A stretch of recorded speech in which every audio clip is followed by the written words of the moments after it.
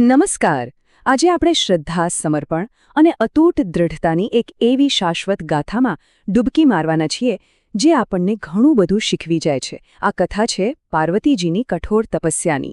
ચાલો એને ઊંડાણપૂર્વક સમજીએ. ચાલો એક સવાલથી શરૂ કરીએ.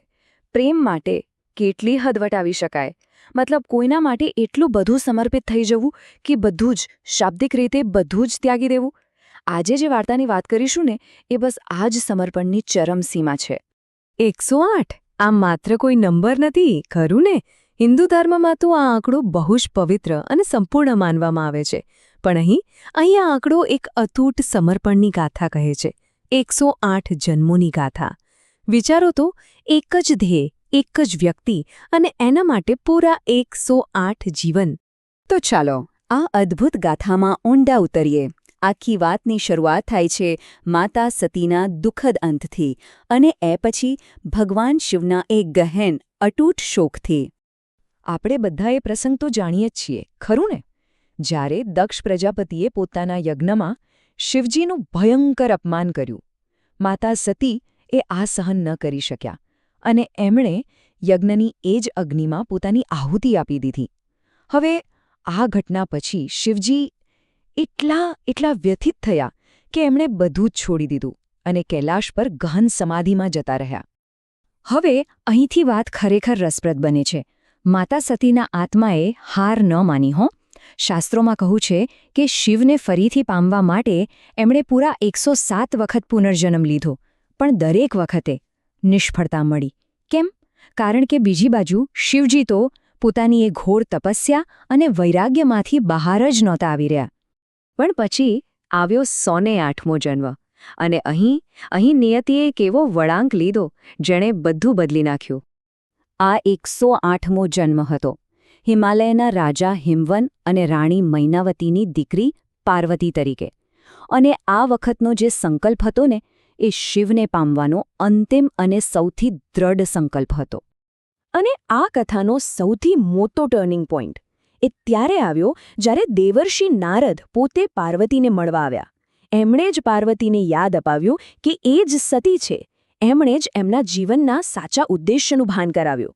અને ખાલી એટલું જ નહીં, એ ઉદ્દેશ્યને પૂરું કરવા માટે નારદજીએ પાર્વતીને એ શક્તિશાળી પંચાક્ષરી મંત્ર આપ્યો, ઓમ નમઃ શિવાય. બસ જેવી એમને પોતાના ભાગ્યની ખબર પડી, પાર્વતીજીએ શરૂ કરી ઇતિહાસની સૌથી કઠોર તપસ્યાઓમાંથી એક. તપસ્યા એટલે શું? બસ એક જ લક્ષ્ય, અને એના માટે પોતાની જાતને સંપૂર્ણપણે ઓગાળી દેવી. જરા એમની તપસ્યાની કઠોરતા તો જુઓ, સ્ટેપ બાય સ્ટેપ. પહેલાં એમને ફક્ત ફળો પર જીવવાનું શરૂ કર્યું. પછી ફળો પણ છોડી દીધા અને ફક્ત ઝાડ પરથી ખરી પડેલા સૂકા પાંદડા ખાવા લાગ્યા. થોડો સમય ગયો અને એમને પાંદડા પણ છોડી દીધા. હવે આધાર હતો માત્ર પાણીનો. અને અંતે એમને પાણીનો પણ ત્યાગ કરી દીધો. સંપૂર્ણ નિરાહાર. કલ્પના કરી શકાય? અને આજ આ અકલ્પનીય ત્યાગને કારણે એમને એક નવું નામ મળ્યું, અપર્ણા. આ નામનો અર્થ જ કેટલો ગહન છે. અપર્ણા એટલે કે જેણે પર્ણ મતલબ કે પાંદડું ખાવાનું પણ છોડી દીધું હોય. આ એક નામ જ એમના આખા સમર્પણની કહાણી કહી દે છે. તો સવાલ એ છે કે આ તપસ્યા કેટલો સમય ચાલી હશે? 1 વર્ષ? 10 વર્ષ? 100 વર્ષ? ના, શાસ્ત્રો કહે છે પૂરા 3000 વર્ષ. જરા વિચારો, 3000 વર્ષનો અતૂટ સંકલ્પ આ પોતે જ કોઈ ચમત્કારથી ઓછું નથી. આખરે પાર્વતીની આ અસાધારણ અકલ્પનીય તપસ્યાએ શિવજીનું ધ્યાન ખેંચ્યું. એમની સમાધિ તૂટી. પણ વાર્તા અહીં પૂરી નથી થતી. પાર્વતીના સંકલ્પની ખરી, અંતિમ કસોટીઓ તો હવે શરૂ થવાની હતી. તો શિવજીએ શું કર્યું? એમણે સૌથી પહેલાં સપ્તર્ષિઓને મોકલ્યા પાર્વતીની પરીક્ષા લેવા. એ 7 મહાન ઋષિઓએ પાર્વતીને સમજાવવાની કોશિશ કરી. એમણે કહ્યું, પાર્વતી, વિચાર તો કર, તું એક રાજકુમારી અને શિવ એ તો જંગલી છે, સ્મશાનમાં રહે છે, એની આસપાસ તો ભૂતપ્રેત ફરે છે. એ તારા માટે બિલકુલ યોગ્ય નથી. પણ પાર્વતીનો જવાબ કેવો હતો? એકદમ અડગ, એકદમ સ્પષ્ટ. એમણે કહ્યું, મારે કોઈ રાજા નથી જોઈતો, મારે તો રૌદ્ર જોઈએ. મારે કોઈ મહેલ નથી જોઈતો, મારે તો મહાદેવ જોઈએ. બસ આટલું સાંભળીને એ જ્ઞાની સપ્તર્ષિઓ પણ સાવ ચૂપ થઈ ગયા. એમની પાસે કોઈ જવાબ નહોતો. સારું, સપ્તર્ષિઓ તો નિષ્ફળ ગયા. એટલે હવે શિવજીએ વિચાર્યું કે અંતિમ અને સૌથી કઠિન પરીક્ષા એ પોતે જ લેશે. અને એ પણ કેવી રીતે? એક વૃદ્ધ બ્રાહ્મણનું રૂપ લઈને એ પાર્વતી પાસે પહોંચ્યા. એ બ્રાહ્મણના રૂપમાં આવેલા શિવજીએ શિવની જ નિંદા કરવાનું શરૂ કર્યું. એમને ભિખારી કયા, અમંગળકારી કયા, જે મનમાં આવ્યું એ બધું જ બોલ્યા. હવે પોતાના આરાધ્યની આવી નિંદા સાંભળીને પાર્વતીનું હૃદય કંપી ઉઠ્યું. એમને એટલું દુઃખ થયું કે એમને કહ્યું, જે જગ્યાએ શિવની નિંદા થતી હોય ત્યાં એક ક્ષણ પણ ઊભા રહેવું પાપ છે. અને બસ એમણે તરત જ અગ્નિ પ્રગટાવી અને એમાં પ્રવેશ કરવાનો નિર્ણય કરી લીધો. અને બસ એ જ ક્ષણે જેવી પાર્વતીએ પગલું ભરવા ગયા, બધી પરીક્ષાઓનો અંત આવી ગયો અને હજારો વર્ષોની તપસ્યાનું સાચું ફળ પ્રગટ થવાનો સમય આવી ગયો. પાર્વતી જેવી અગ્નિમાં કૂદવા ગયા, બરાબર એ જ સેકન્ડે એ બ્રાહ્મણે પોતાનું અસલી રૂપ પ્રગટ કર્યો. એ શિવ હતા. એમણે પાર્વતીનો હાથ પકડીને એમને રોકી લીધા. પાર્વતીનો એવો નિસ્વાર્થ, એવો અતૂટ પ્રેમ જોઈને શિવજી સંપૂર્ણપણે પ્રભાવિત થઈ ગયા હતા.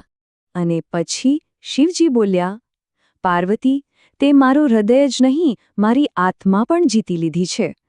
આ શબ્દો પાર્વતીની હજારો વર્ષોની તપસ્યાની અંતિમ ભવ્ય જીત હતી. એટલે અહીં સમજવા જેવી વાત શું છે? શિવજીએ પાર્વતીને એમના સૌંદર્ય માટે નહોતા સ્વીકાર્યા. એ રાજકુમારી હતા એટલે નહીં, પણ એમના અડગ સમર્પણ, એમની શુદ્ધ ભક્તિ અને એમની એ કઠોર તપસ્યા માટે સ્વીકાર્યા હતા. આ જ સાચી સુંદરતા હતી. અને કદાચ આખી કથાનો સાર પણ આ જ છે કે સાચો પ્રેમ હોય કે જીવનનું કોઈ મોટું લક્ષ્ય, એ ક્યારેય સહેલાઈથી નથી મળતું. એને તો કઠોર તપસ્યા અને સંપૂર્ણ સમર્પણથી જ મેળવવું પડે છે. જુઓ, આ ખાલી એક પૌરાણિક વાર્તા નથી. આ આપણા બધાના જીવન માટે એક મોટો પાઠ છે. ભલે પછી એ કોઈ પરીક્ષાની તૈયારી હોય, કોઈ નવી સ્કિલ શીખવી હોય કે પછી આપણા સંબંધોને સાચવવાની વાત હોય, સાચું સમર્પણ જ સફળતાની ચાવી છે. કદાચ પાર્વતીજીની જેમ હજારો વર્ષો સુધી નહીં, પણ શું આપણે આપણા લક્ષ્ય માટે થોડા મહિનાઓ કે વર્ષો સુધી તો દ્રઢ રહી શકીએ ને? તો ચાલો આજના આ વિશ્લેષણને અહીં એક સવાલ સાથે પૂરું કરીએ. આપણા પોતાના જીવનમાં આપણા લક્ષ્યોને પામવા માટે આપણી તપસ્યા શું છે? અને એનાથી પણ મોટો સવાલ, શું એ તપસ્યા માટે પાર્વતીજી જેવું સમર્પણ બતાવવાની આપણામાં તૈયારી છે? આના પર જરૂરથી વિચારજો.